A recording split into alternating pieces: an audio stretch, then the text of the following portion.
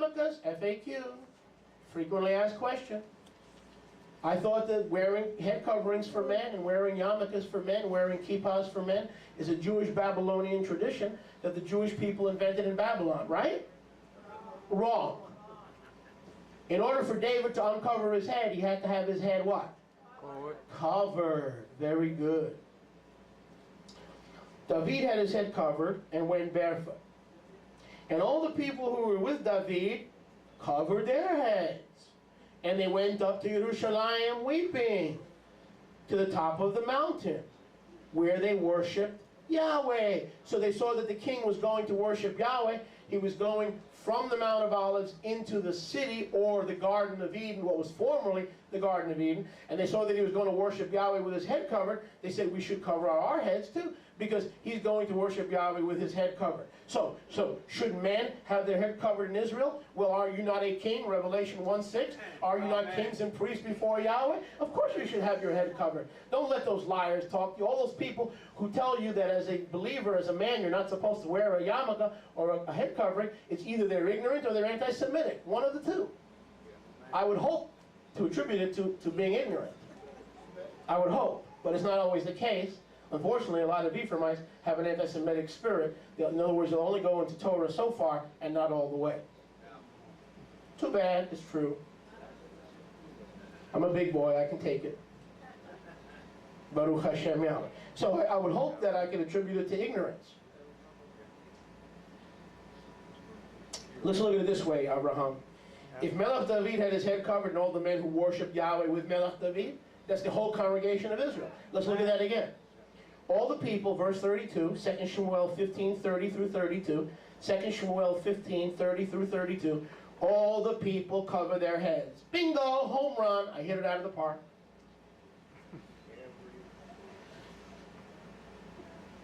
And when it says have your head covered, it doesn't mean put on a Yankee cap.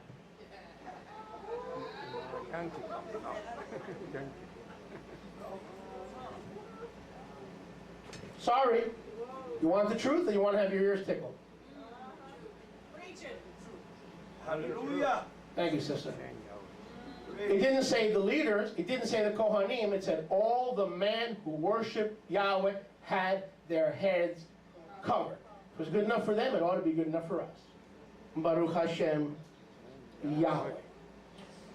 Why did Zadok move the ark from the Kidron, over the Kidron? Because David had taken, oh, you're going to love this. David had taken the Ark of the Covenant to the Mount of Olives to pray for deliverance from his rebellious son, Absalom. What was the Ark of the Covenant doing, leaving the city of Jerusalem to the Mount of Olives, so that Zadok the priest and his son Abiathar had to take it back to Jerusalem, because David wanted to seek Yahweh and the deliverance from his son Absalom. So he moved the ark to the Mount of Olives and said, I'll return if Yahweh says it's cool to return. If Yahweh says it's not cool to return, and Absalom is going to take over, let him take over. So David, listen, went to the Mount of Olives to pray for deliverance. And why did David keep the Ark of the Covenant on the Mount of Olives rather than put it on the Temple Mount where he knew it would eventually belong? I'll sip to that. Why did David keep the Ark of the Covenant on the Mount of Olives instead of returning it to Jerusalem where he knew it would eventually belong?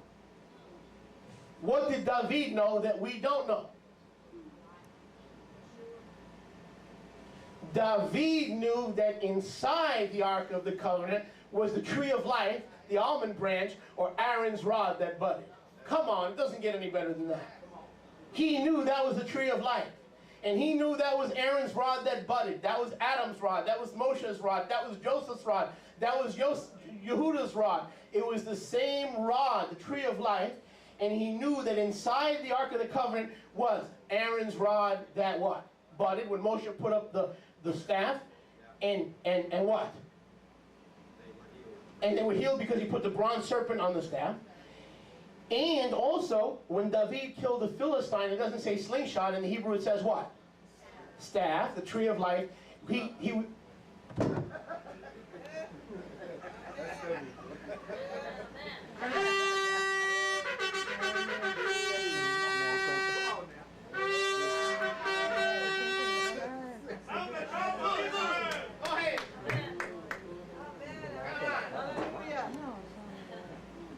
See, he knew the tree of life had delivered him from Goliath, and now he was waiting for that same tree of life to deliver him from Absalom. Absalom, my son, Absalom.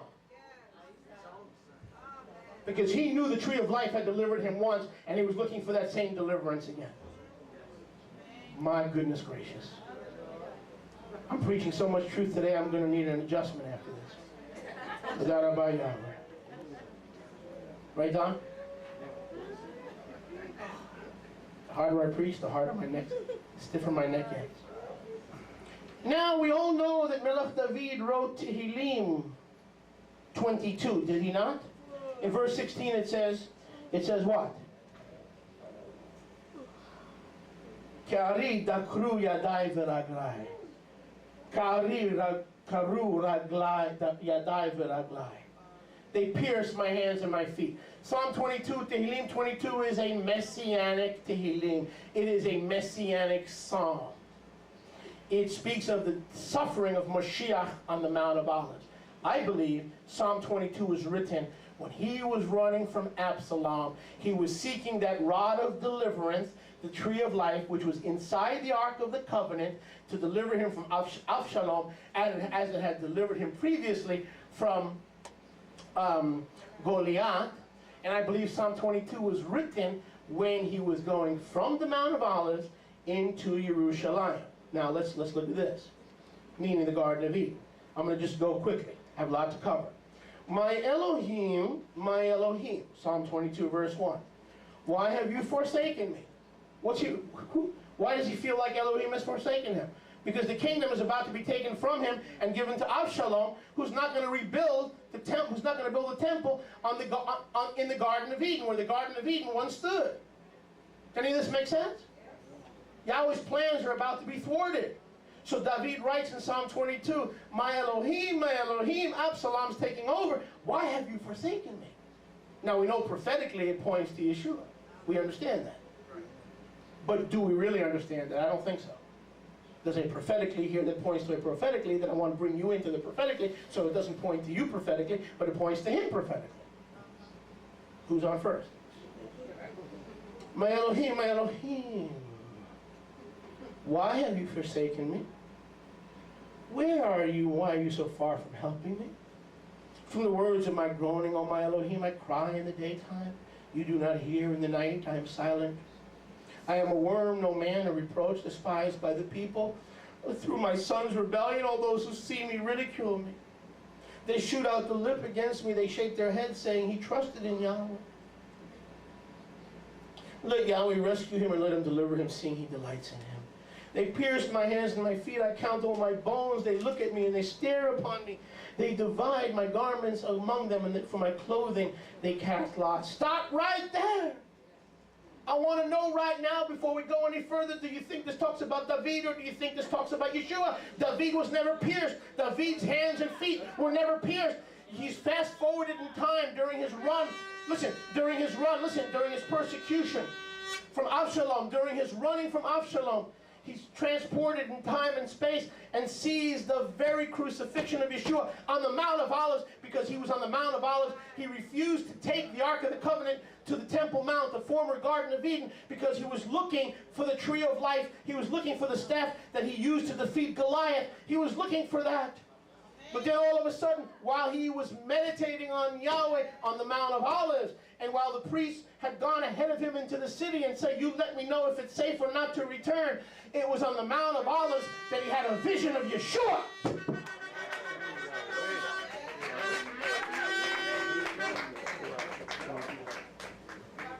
He's going, my Elohim, my son, Absalom, they laugh at me, they stare at me, they where are you in the time of my groaning, in the time of my suffering? Where are you? They pierced my hands and my feet. No, they didn't, David. Your hands and your feet were never pierced.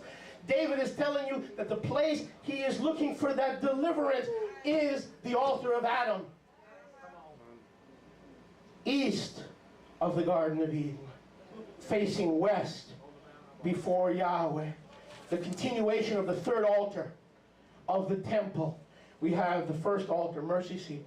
We have the second altar, the altar of incense. The third altar, the burnt offering. But that's not where the story ends. They took the carcasses of the daily sin and shalom offerings across the Kidron Valley up to the Mount of Olives, and they incinerated those carcasses there. And that is the place in Bamidbar chapter 19 where these ashes of the red heifer were incinerated and then purified into the water that would purify the Kohanim to return back west into the Garden of Eden, the Temple Mount. That altar, Adam's altar, Jacob's altar, Cain's altar that he turned his back on and offered Yahweh a vegetable sacrifice. All those things were on the Mount of Olives, and that's what David gets caught up in the Ruach HaKodesh, and he says, they pierced my hands and my feet. Where? Right where I'm standing, looking. David was looking for the tree of life. But in his search for the tree of life, the Ruach came to him and he said, they pierced my hands and my feet in my search for the tree of life. They wound up piercing the one who would bring life. They wound up piercing his hands and his feet. This never happened to David. David speaks about the summit of the Mount of Olives. David was given a vision of these events. He was directed by Yahweh to plant. Oh no. Whoa. Oh no. He was given a vision by Yahweh to plant that rod. He knew the rod would become an instrument of redemption for all mankind. What is he looking for? He's looking for the slingshot. There was no slingshot, Bubba. It was the staff of Moshe that became the staff of David. He was looking for the staff. There was no clean. That's fairy tale religion.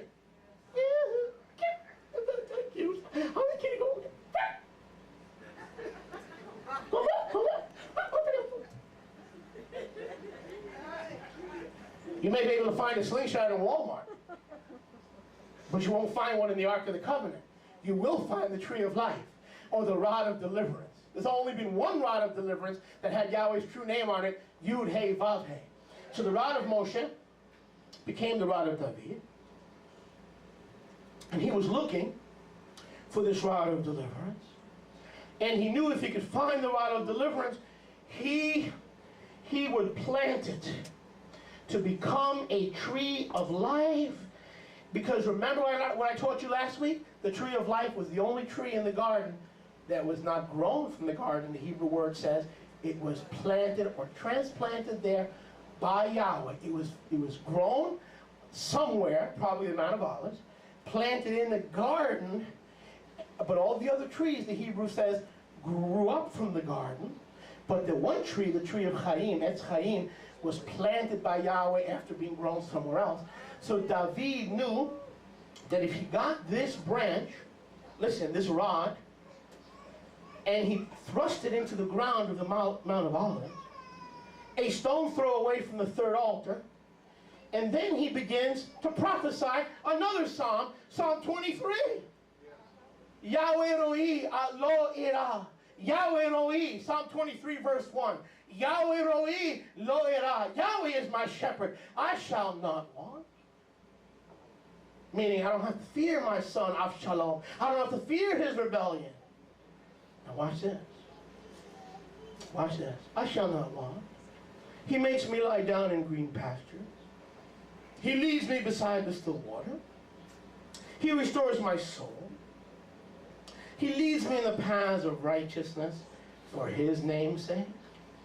Yes, though I walk through the valley of the shadow. What valley? You think this is some pie-in-the-sky religion like you and I have been brought up with? Come on. He's looking down at the Kidron Valley. This is the valley right here. He says, if I go across the Kidron Valley, take your second sheet, you'll see the Kidron Valley. He says, if I go from the Mount of Olives, where I'm hiding from my son Avshalom, and I come into the city, will I be killed in this rebellion? But I may be killed in this rebellion, I may be destroyed in this rebellion, but I don't have to fear. Yahweh is with me, I shall not fear. And though I walk through the valley of the Kidron, the valley of the shadow of death, because Adam and Eve died in the Garden of Eden, so the Kidron Valley was the shadow of the death that took place on Mount Moriah. That was the valley of the shadow of death. I know what I'm talking about. Roberto, you getting this? Roberto, see? The bueno, huh? Bueno. This is heavy stuff, man. I love it. Check this. Man, I love it. Baruch Hashem Yahweh. Now watch this. We're just getting started. Watch this. Though I walk in the valley of the Kidron, the shadow of death, where I don't know what awaits me, I will fear no evil, for Yahweh, you are with me. He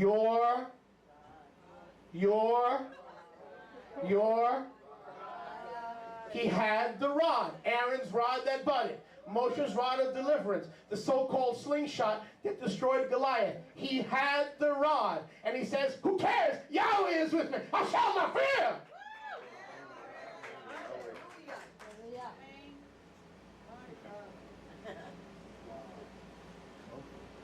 So it's not some metaphoric, allegoric rod in some metaphoric, allegoric valley. It is the rod of Moshe, the rod of Adam, the rod of the Temple Mount. And he says, I'm looking for that rod, and I'm going to stay here. But now that I have that rod, that staff, it comforts me. I will fear no evil from my son Avshalom. Now you want to know why we're a bunch of happy Hebrews? We get this every week. That's what keeps me happy. That's what keeps me happy. Baruch Hashem Yahweh Rachel. He's saying, hey, there's no Goliath in hell that can destroy me, because his rod and staff, they're one and the same. There wasn't staff in my left hand and rod in my right. No. His rod or staff, they comfort me. There's only one rod and staff of Yahweh. But if you miss the geographic location of these psalms, these messianic psalms, you're missing the point. These were penned, these were scribed, these were inspired when he was still dwelling on the Mount of Olives, the place where they would pierce his hands and his feet. What hands? Now these hands and feet were never pierced. He's seeing prophetically the exact place where Yeshua will be incinerated.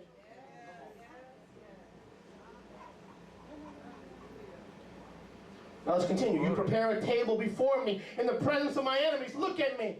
Let's grow up. Notice. I love it. Check this. Notice. A table. Well, let's go to Denny's and we'll have a Yahweh will be at our table. No. What table was prepared for David? This Shulchan HaPanayim, the table of the showbread on Mount Moriah of the temple that was not yet built, but being prepared through David's son Solomon. He says, I'm going to the Temple Mount, the Garden of Eden, the place of returning to eternal life. Your rod, your staff, they comfort me. And even though I'm going to go down the Mount of Olives and walk through the Kidron Valley, the valley of the shadow of death, I will fear no evil, because the rod of Moshe, Aaron's rod that budded, the rod that put the brazen serpent, and Israel looked upon that rod, and whoever looked upon that rod was healed. That's the rod that'll comfort me. That's the rod that'll save me. That's the rod that'll go with me. I shall not fear. Shalom. Hey! Baruch Hashem Yahweh. It's not any rod, it's that rod. It's not any staff, it's that staff. It's not any valley, it's that valley. It's not any table. We prepare the table. Well, brother, are we going to McDonald's and having some ham? Yeah, don't worry. Just pray through and he'll be with us. No, he won't. That ain't a table that'll protect you from your enemies. That's not even a table that will protect you from gangrene or tapeworms.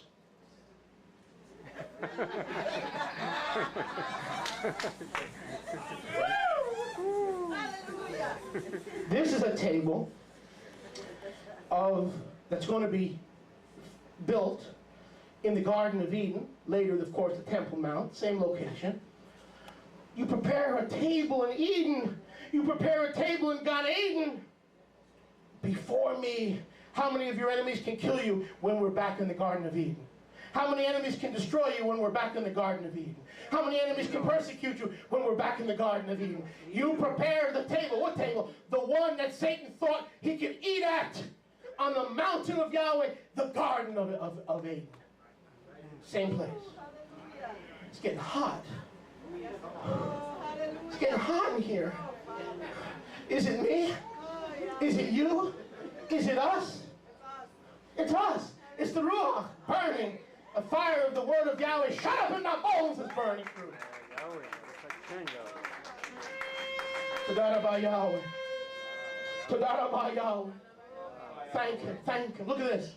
You anoint my head with oil. Well, obviously, if we find the table of Yahweh in the Garden of Eden on the Temple Mount, no enemies can get there. He anoints our head with oil, the Ruach HaKodesh. That is where Yahweh was walking with Adam v'Chava in the cool of the day through the oil of His presence, the oil of His presence, the oil of the Ruach HaKodesh. And when we find that table in the Garden of Eden through the death of the one whose hands and his feet were pierced, then what?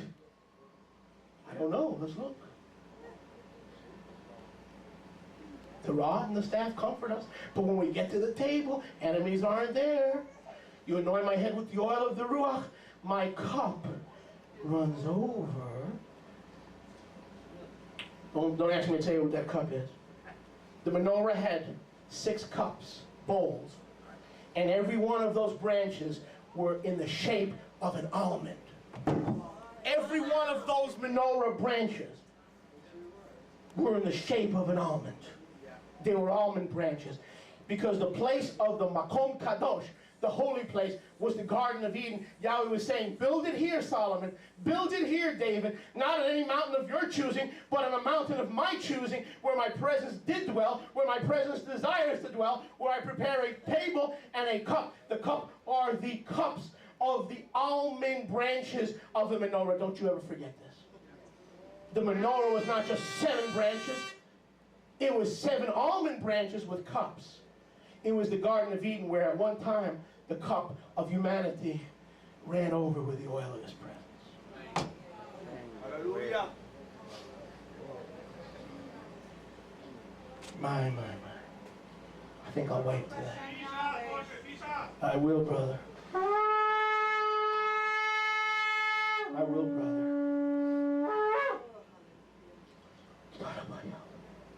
But look at the end of Tehillim 23.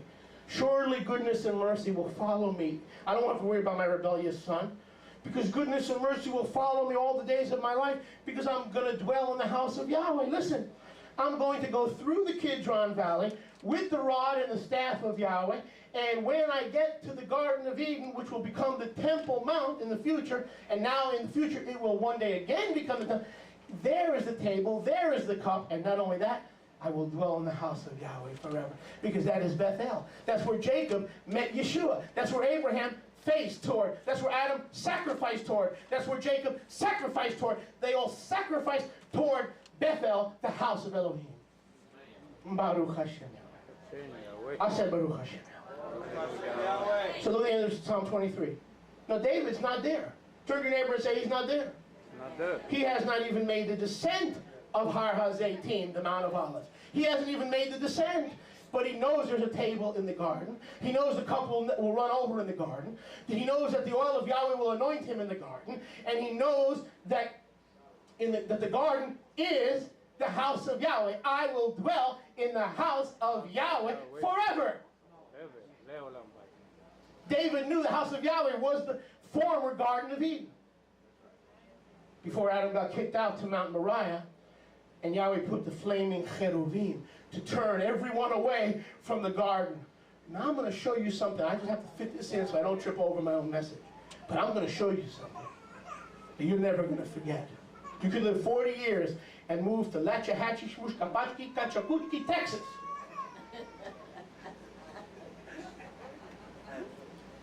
And you will never forget what I'm sharing with you today. I think I'll sit for this one. Oh, hallelujah.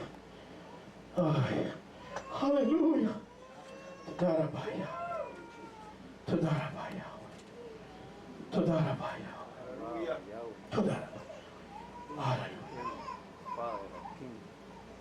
The only way David could pass over the Kidron Valley was by way of a bridge. Take your second handout if you would, please.